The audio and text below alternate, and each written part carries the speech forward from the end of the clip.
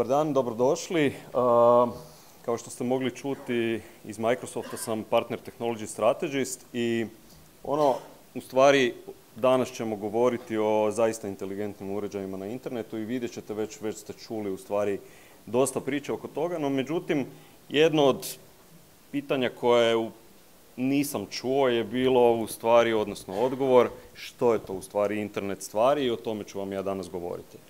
Znači, uzet ću ovaj prvi slajd na kojem je ovako jedna zanimljiva krava i ako pogledate, ona ima oko sebe jednu ogrlicu koja je u stvari internet stvari, koja prikuplja informacije i na neki način te informacije u pozadini obrađujemo i u realnom vremenu na mobilnoj aplikaciji farmer može vidjeti zdravlje svake svoje krave. Znači može vidjeti koliko je ona zdrava, kako je srce kuca i ovo dolje u principu koliko je dnevno prožvakala trave koju je pojela. Jel? To je recimo jedan od primjera što nas čeka, ali ja pretpostavljam da si svako od vas može postaviti pitanje koliko vi danas imate pametnih uređaja ili na sebi, ili sa sobom, ili kod sebe, ili kod kuće i slično. Probajte malo o tome razmisliti. Ja trenutno, ako se ne varam, ako dobro brojim, imam 4, zaboravio sam ovaj. Imam znači pametni sat, imam mobilni telefon koji mi je u džepu i ne bi vjerovali ključ od auta koji je isto tako na neki način pametan, zato jer auto funkcionira tako da kad mu se približi mogu u njega ući. No međutim, zašto je IoT trenutak promjene? IoT, čuli smo, 90. godina sve više i više se pojavljuje, koristi i slično, no međutim, danas i prije nekoliko godina su se stvari počele okretati u smjeru IoT-a iz nekoliko razloga. Prva stvar je, hardware je postao dostupan i jeftin. Vidjeli smo da Sigfox ima u principu senzore koji su ispod $2, oko $2. Znači, govorimo o cijenama koje su zaista danas prihvatljive za poslovanje za tvrtke. Druga stvar je u principu da je povezivost sve prisutna. Bilo preko Sigfoxove mreže, bilo putem interneta koji možemo dobiti Wi-Fi-em, GSM-om, 5G-om, you name it, ili nekakvim proprietary u principu connectivity toolovima, no međutim stvar je u tome da je to dostupno. Razvoj je postao jednostavan zbog toga što više nisu potrebne nekakve specijalne vještine i znanja kod developera, nego kad se razvija aplikacija u principu za IoT, razvija se kao i za bilo koju drugu poslovnu primjenu. Ono što nam je možda bio problem u stvari je količina podataka koje takvi uređaji generiraju. Tu nam dolazi u pomoć cloud koji se može nositi sa takvim ogromnim količinama podataka koje može obrađivati bilo u realnom vremenu, bilo u nekakvom u stvari odmaknutom periodu.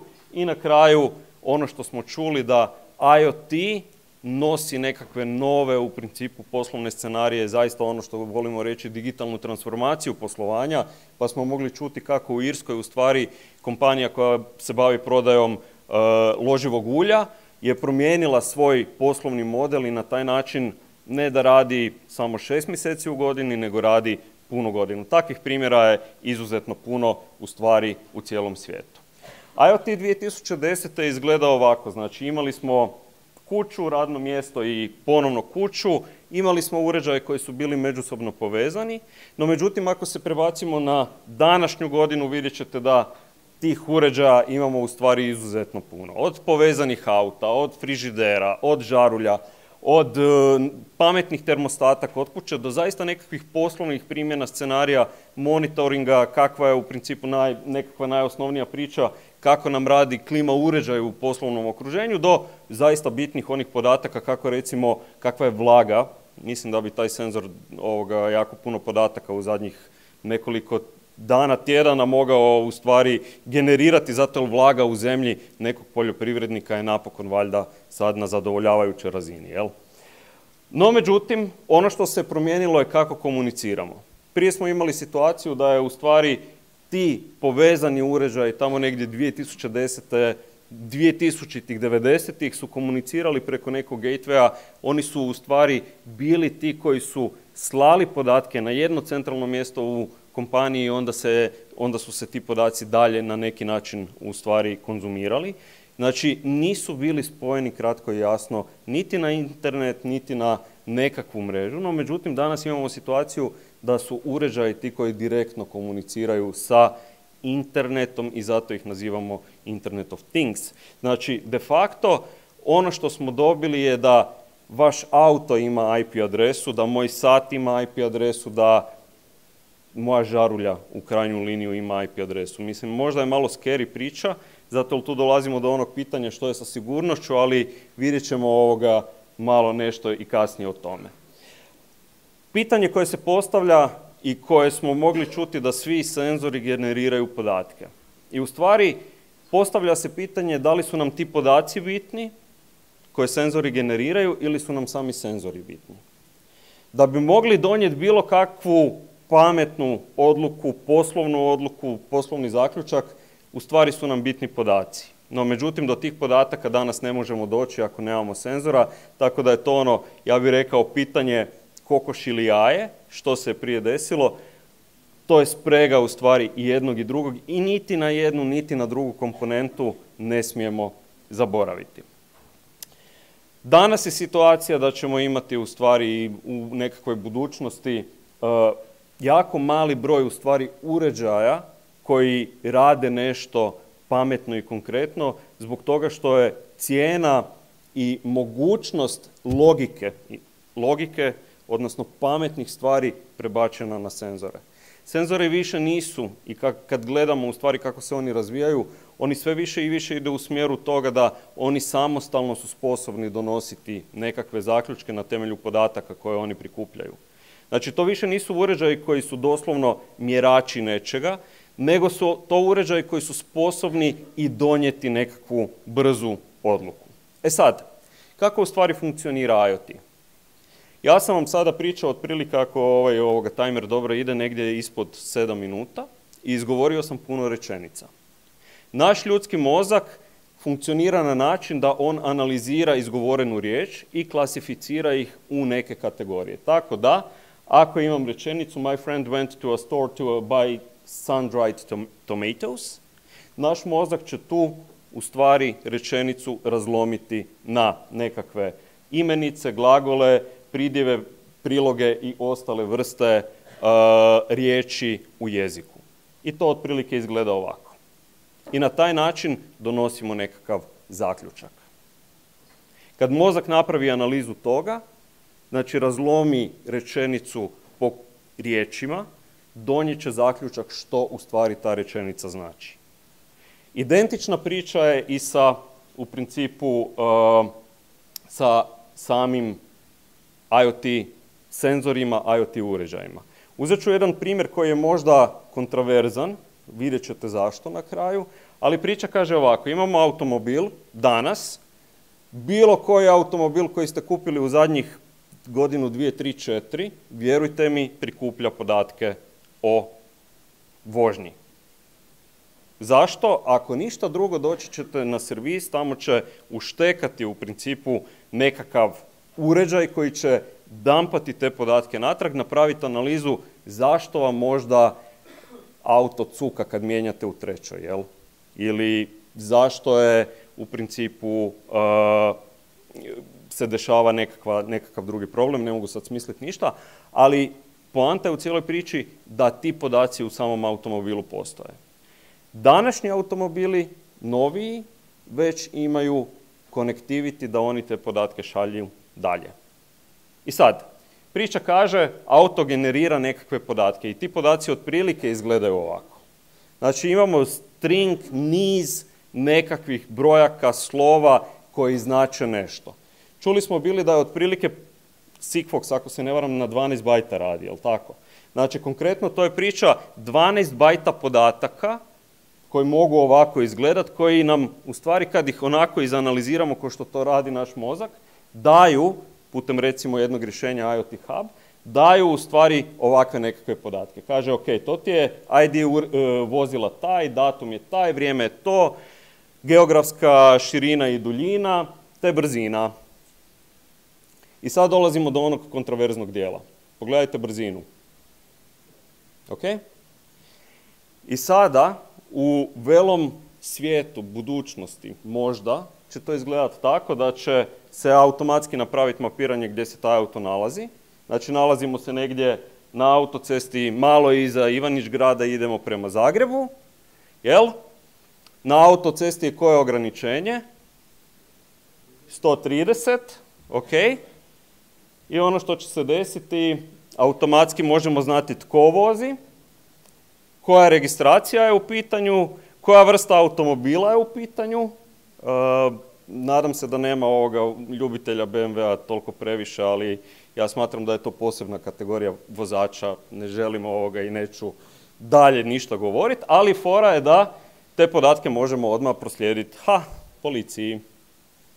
I dočekat će vas onako lijepa kaznica, odnosno možda vas uspiju uloviti, ovisno o tome kakav automobil u principu imate. Jel? E sad, ono što je jako bitno razumjeti i shvatiti. Tehnologija jako brzo napreduje. Ako pogledamo vremenski period od prije 10 godina, 20 godina i danas, i to stavimo u vremenski kontekst, značimo da je zaista tehnologija promjenjiva na dnevnoj bazi. Intelligent Cloud je nešto što je Microsoft kao kompanija u stvari predstavio prije već nekakvih 15-ak skoro godina i širi se iz dana u dan. I ono što smo shvatili je da funkcionalnosti clouda ne moraju i ne mogu biti toliko centralizirane koliko u principu su nekad trebale biti. Poanta je da imamo jeftine senzore, jeftine čipove, jeftine uređaje koji su sposobni izvršavati nekakav kod. Oni su sposobni izvršavati i donositi zaključke. I mi u Microsoftu smatramo da u stvari logika i pamet clouda se mora proširiti na nešto što se naziva Intelligent Edge, odnosno ako pogledate, to su upravo uređaji o kojima mi ovdje govorimo. I tu je jako bitno znati da taj transfer, u stvari logike, načina upravljanja mora biti sveobuhvatan i mora biti u stvari jednak. Bez obzira da li razvijate aplikaciju i logiku za cloud, za nekakav on-prem sustav ili za uređaj koji će taj kod, tu logiku dobiti.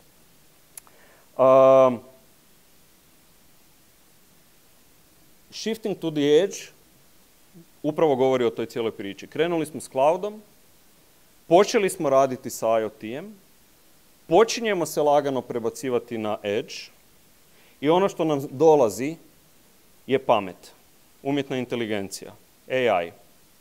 Zašto? Zbog toga što nemojmo zaboraviti u stvari što IoT uređaji kreiraju. Kreiraju podatke. Ti podaci nam ne znače ništa ako se sjetite primjera sa automobilom i prebrzom vožnjom, ukoliko oni stoje negdje i ne mogu se na neki način pametno iskoristiti.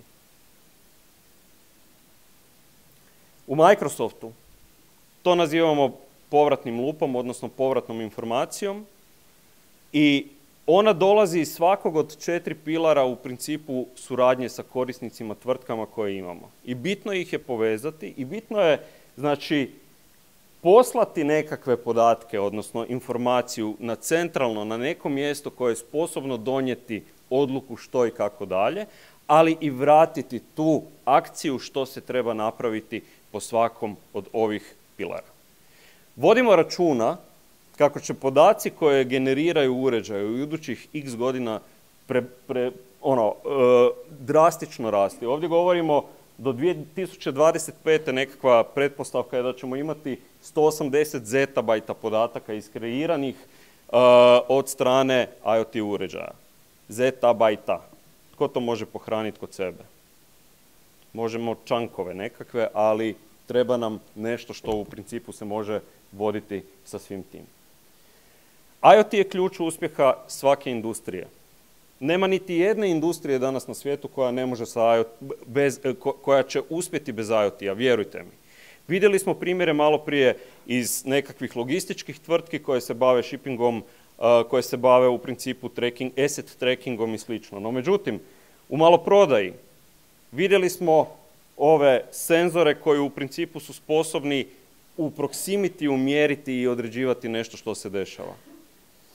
Imamo energiju, znači što se dešava sa proizvodnjom energije, nadzorom elektrana, što se dešava sa nadzorom mjernih mjesta i u krajnjoj liniji predikcijom koliko će određeni frižider trošiti. Temeljem toga što ste napunili unutra. Jel? Transportni sustavi, pametni gradovi, poljoprivreda, zdravstvo, financijski sektor, zaista mislim da primjenu IoT-a imamo u stvari u svim industrijama, u svakom sektoru kojim se svako od vas bavi. Referentna arhitektura kako ju mi u Microsoftu vidimo, jako high level overview. Things, insights, actions. Znači imamo stvari koje prikupljaju informacije, koje generiraju podatke. Te stvari na neki način dostavljaju podatke u nešto što se naziva sustav za insights, sustav za uvid što se dešava s tim podacima. Vodite računa, ako govorimo o malom broju senzora, to je vrlo jednostavno u principu za ishendlat, znači svaki senzor neka šalje, ajmo reći, svake minute 12 bajta podataka. Nije to toliko puno. No međutim, što ukoliko imate 1.000.000 senzora? Koliko je to podataka, koliko je to u stvari signala koje morate primiti, morate odraditi.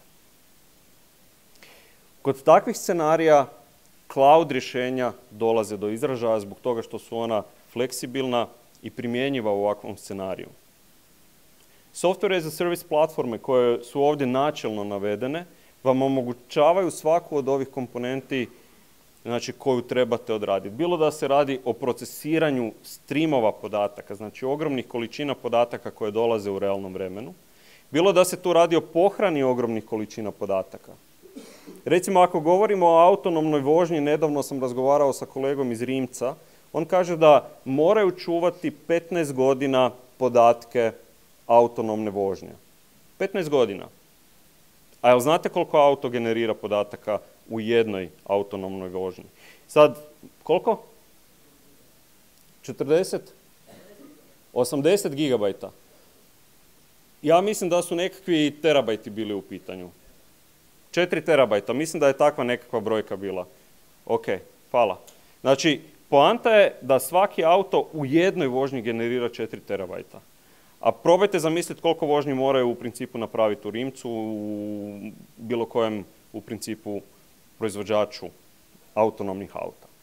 Gdje će se to pohranjivati, kako će se pohranjivati. I naravno, izvještajni alati, odnosno alati za nekakvo user experience, user interface učelje koje se koristi za donošenje odluka od strane menadžera koji može vidjeti podatke i analizu tih podataka na mobilnom telefonu ili operatera koji sjedi u nekakvom operativnom centru i nadgleda tisuće kamiona koji voze pokvarljivu robu diljem cijele Europe. I zadnji dio priče, akcije. To nam ništa ne znači ukoliko nemamo mogućnost pokrenuti bilo automatiziranu akciju, bilo manualnu akciju, odnosno promijeniti poslovni proces tako da se on prilagodi trenutnom stanju koje nam sa Internet of Things dolaze. Ono što je poanta u cijeloj priči, ponovno ću reći, mi u Microsoftu vidimo da taj dio donošenja odluke, da taj dio umjetne inteligencije koji se nalazi pod insightsima i actionsima će se preseliti lagano tamo. Tako da možda ako ću govoriti kroz godinu dana, možda ću vam moći na ovoj konferenciji, znači možda ću vam moći reći prve konkretne primjere sa recimo Azure Sphere-om, odnosno čipom MCU-em, koji je u stvari namijenjen upravo takvom načinu rada. I ne smijemo zaboraviti ono što smo čuli i od državnog tajnika, sigurnost platforme, sigurnost sustava mora biti imperativ. Za nekoliko godina ćemo imati milijarde senzora, milijarde podataka koji su izgenerirani svake sekunde. Moramo voditi računa da su one zaštićene, kriptirane, integralne, da su senzori zaštićeni i da nitko ne može njima u principu mijenjati podatke koji dolaze od tamo. Mislim, onom vozaču BMW-a možda bi to jako dobro bilo da može tvikat brzinu kojom se vozi, jel? U onom scenariju iz budućnosti kada će kazna automatski dolaziti dolje, ali mislim da nam to nikome nije u interesu. Hvala vam lijepa.